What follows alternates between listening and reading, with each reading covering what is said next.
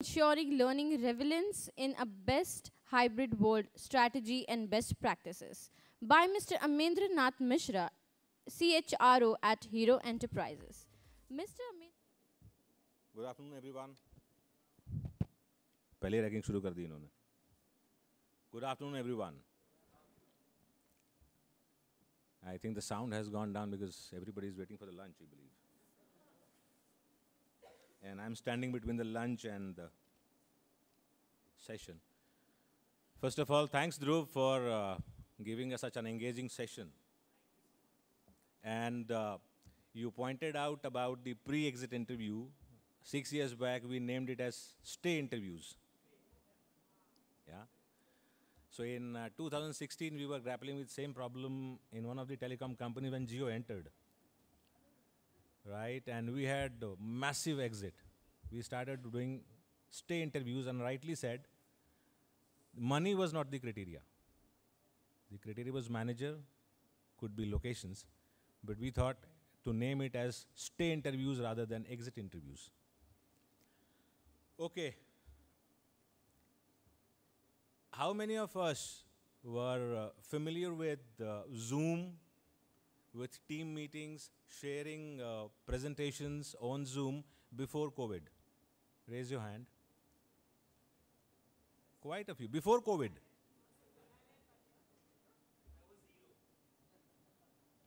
I like the honesty, actually. Even I was minus, by the way. Yes. So this COVID taught us something new, isn't it? At least those who were sitting at the corner of technology were at least brought to this circumference, and slowly they came into the center of the business. Technology also does something great, so learn it. So we are into multiple businesses. I represent Hero. We are into steel, we are into insurance, we are into reality. So in case you want to buy a house in Gurgaon, please connect with me. You'll get a good discount. And we are into schools. We have 7-8 schools in North India, and we have a university called BML Munjal University in Gurgaon. The teachers were saying, I don't know how to teach. And imagine, you have to teach 3-4-year-old kids through Zoom. How difficult it is. Somebody will scratch his head and somebody will मेरे को पानी पीना है. मम्मा मेरे को washroom जाना है. उठ के चला गया, स्क्रीन भी ऑफ करके बैठ गया. I mean, but then now, if you talk to them, there is a huge difference. And that is reality now. Right? Opportunity comes to you, it is up to you, want to learn it, you want to sideline it. When was the last time you went to your CEO or the business head, whosoever you report to, asking about what are his learning needs? Raise your hand. How many have done that? I see only 5-6 hands.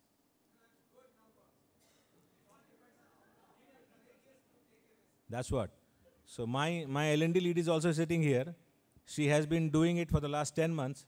Last 2 months, she has been little this thing because appraisal is on the, around the corner. Obviously less, no. Who wants to take the risk? She'll say, I have done it for the 10 months. You extrapolate it and give me a good increment.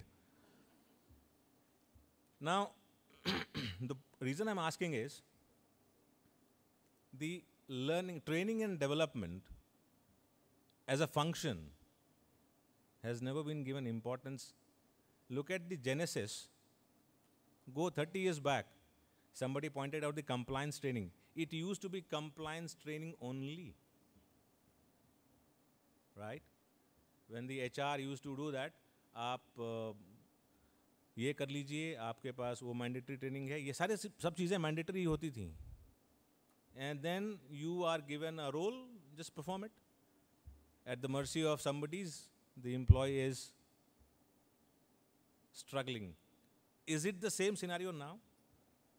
What will happen if you don't pay heed to all these needs of the new age employees? Mass resignation. And therefore, how many of you also believe that COVID made the HR functional role very important? Dhruv pointed out from transactional to transformational. Raise your hand, boss. यहाँ तो हम HR वाले ही बैठे हुए हैं ना.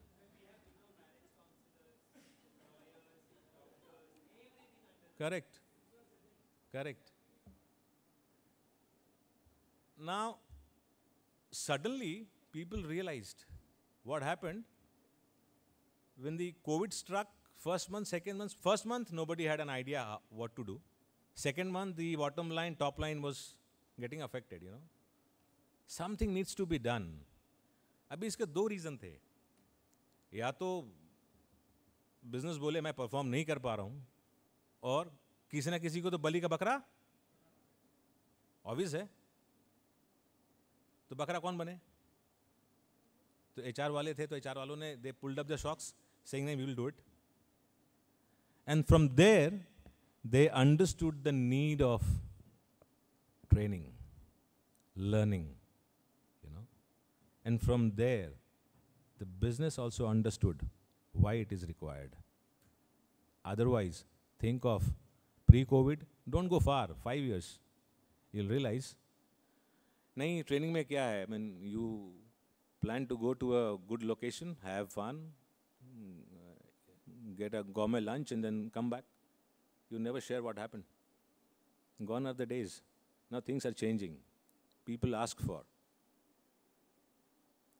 Now when people got scattered, they realized now there is no way I can connect with 1,000 people, scattered in different geographies. What to do? And there came the need of connecting with them digitally. Some adopted it by virtue of the nature of the business because they are like that. Some got forced to adopt. Reality hai, as Anand said, not proactive, reactive, because we had no option. We had to do it. Still, the question I want to ask, do we have right kind of culture of learning in an organization? So first thing, I want to hear from the audience, audience from, like, do we have a culture of learning? Can anyone throw some light? I would like to understand what kind of learning culture you have. Anybody? What is the best practice that you adopt to create a culture of learning? Because unless there is a culture of learning, no, somebody says, what is culture? It is the way we walk, the way we behave, the way we learn things every day, the way we share things every day, the way we show that learning in our output is the culture. Anybody has any example, any thoughts around it? No. I will share mine. See, in my previous organization, learning was a backseated thing. Sales-driven organization, everybody has a pressure of meeting the numbers. Can't do much about it. And HR is being seen, यार जब मर्जी हो तुम कुछ भेज देते हो training करने के लिए. Is this the time? I'm struggling to meet my numbers. See, my incentive will go down. Look at my message. That message has been sent by a sales strategy guy that your DRR, which is daily run rate, is going high. Boss, tum dodo.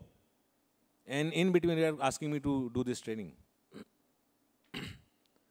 What we did, we fixed a date. And not date, day, in a week. And I said, 2 hours. I am asking you 2 hours. Nobody will force you for any numbers. None of your managers will give you a call because the manager will also be following the same thing. You have to just read. Read whatever you want. You want to read on digital platform, you want to read a book, you want to read a newspaper, just read. Don't do anything. You know what? After 4 weeks, people started asking, I'm bored of reading newspaper. Can I do this training? They themselves came. Now, what we did was, we very subtly forced them to do a self-assessment. Yeah. And they wanted to do some self-training for the job that they do. And there comes the role of the L&D professionals, where they need to talk to the people, understand what they need, and from there, they can share the relevant information to the individual. Now, why I'm saying is, one shoe will not fit all. It doesn't matter. If you think that that traditional training need calendar, publishing that same thing, people will follow it, it doesn't work that way. It has to be personalized, number one. In an hybrid model, it has to be personalized. If it is not personalized, either the person will lose the interest, or if he or she does it, it is a compliance for her to do it, not with the interest. And this will not have any output in her role or his role. Now, you need to personalize it. Number two, in the hybrid model, the platform, whatever we create, has to be compatible. Yeah. If it is not compatible, again it loses interest. We all live in digital tech world now. How much of data and information we are able to grab? On an average, what is our attention span now? More than 5 minutes? 5 minutes? How many of you looked at your phone during the session? I like the honesty, as I said. So that is our attention span. And then, being the HR folks, we believe that the people out there will pay attention to a session which is 20 minutes long. No, they won't. And therefore, it is also very important in which fashion the content is given to them. If it is too long, they lose the attention. And if it's too short, it loses the essence of the business or kind of message you want to give to the person. It has to be smartly done. Third thing, what will attract them more? I mean, do you believe there is a child in each one of us? Right? We love to play something. It may not be of interest whether I'm playing PUBG or not, but it does interest you when your kid plays, right? So there is a child in you as well. So he touched upon the gamification of the training programs. Long back, we gamified the sales incentive program. Now you'll say, sales incentive program is gamified? Yes. 10 years back, as I said, there are companies who will adopt this kind of practice automatically. Some will follow them. Some will be reactive and they'll follow it later. It has yielded wonderful results. What happens is you need to simulate those environment in that game. You need to give them what output you'll get. Yeah. The moment that game is over, because that game gives you a hint as to how you need to perform better in your role that you're doing. That was the whole idea. And somebody's who is completing the game is also, there was a correlation, is also overachieving his results. How many of us have something called rewarding the learning environment? Only 2, 3? What kind of reward? Please, yeah. Anybody has can supply the mic?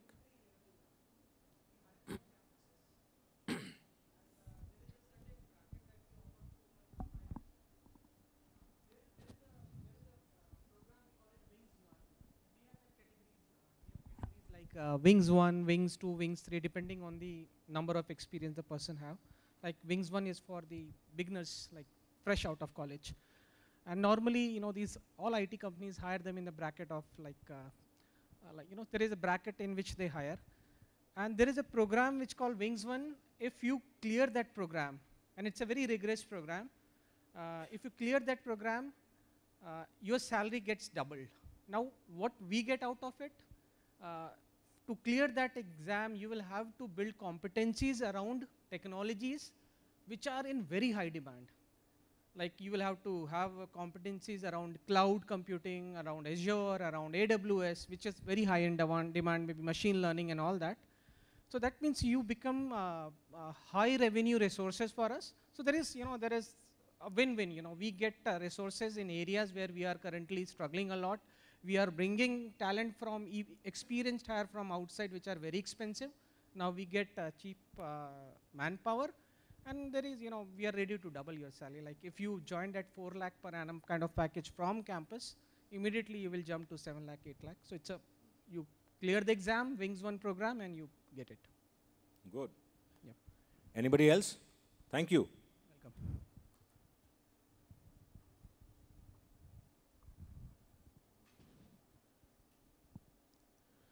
How many of you think that blend of a training in terms of offline and online, whether to go completely online or completely offline? Nowadays, I don't think anybody is scared of COVID. COVID is gone. But why are we sticking to hybrid model still is the big question. Do we have discussion around the same in our respective organizations? What is the answer that we get? We are all offline mode, right? We are going to office, attending office every day. What is the need of getting into still, talking about hybrid model at all? Any views? Yeah, please. Cost efficiency, yes. Virtual is more just in time, and I think mainly is cost. Sustainability and cost are the two things that we thinking of sticking to hybrid, slowly transitioning towards face-to-face. Correct. I think, yes, please. Mic to be given there.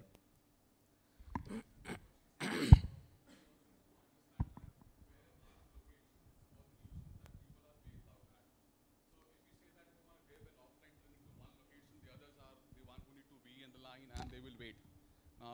With online trainings, you have a benefit that they can also be a part of the learning ecosystem. And of course, as and when you have budgets and you have those things available, you can go over there and have an offline training. Thanks, Varang.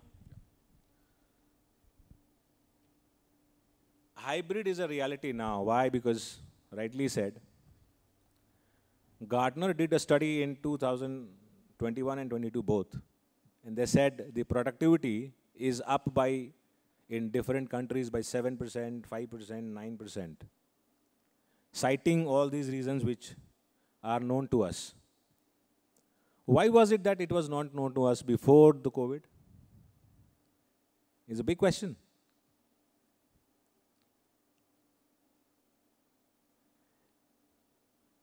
There were some companies having work from home policy as well. Yeah, very few, handful of companies. I know 2, 3 companies had. Please. Yeah.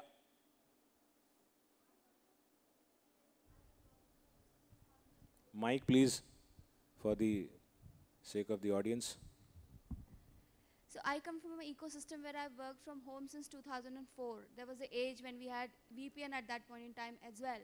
And we had Skype, so I used to collaborate with my US team on Skype, and it was work from home for us because we were setting up the ODC in Bangalore. So I think it's about the factor wherein you have very matured people processes, one. Second, wherein you have a high level of trust. So at this point in time, when I'm dealing with my team, which is spread across their geographies, and not only that is as a factor of decision, it is also a factor of decision of work of way of work. It's a ease of work that I would like to extend to my team, because I have that high degree of trust with my team, and I know that I'll be able to run my objectives and goal for the day. So I think if any organization is actually still debating whether we should come back to office or whether we have work from home continue, that's a passé, that phase is gone now. I think it's a very healthy thing to have a very spread across working environment wherein people can be, they feel inclusive, and they also have that. So when we talk about, work-life balance, I think work-life balance concept is passé now. We are talking about work-life integration. So this, as a mother, I think it's very, very beneficial for a person who is having old parents at home. That's very easy. And of course, we have all those other cost factors and any other tangible benefits that we are talking about. Great. So I think if I really have to put one thing which works in favor of this entire hybrid situation, is that you have to drive a very high level of trust with the people that you work. And I think that's the only deciding factor, and has been a deciding factor since a very long time. I think the trust factor has always been there when COVID was not there, and post-COVID also. But please remember, hybrid is a reality now. Why? I'll tell you in one line. Something which is not experienced, not felt, and so to say, not discovered, people don't want to touch it. Now it has been discovered.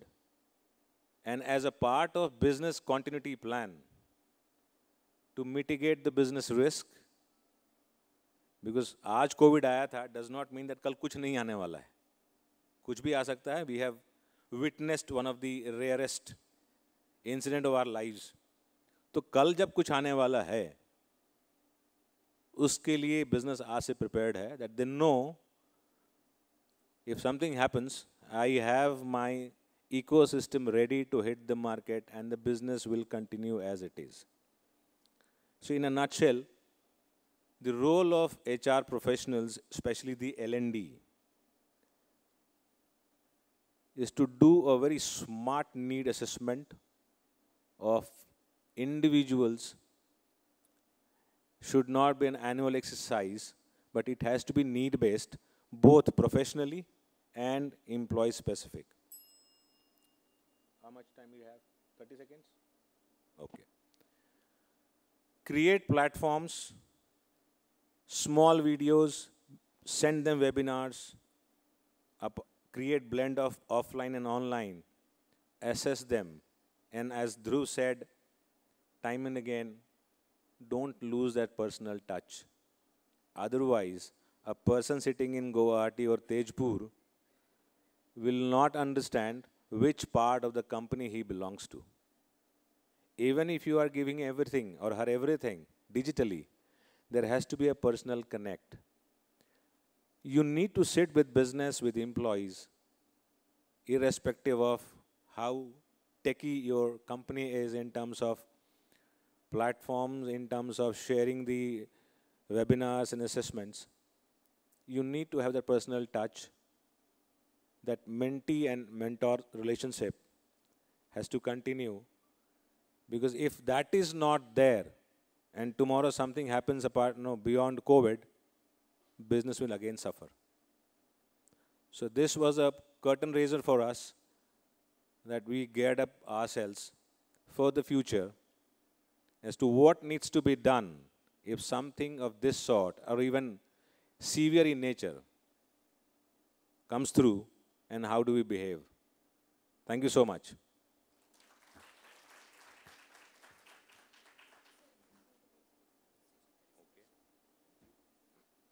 Thank you so much, everyone.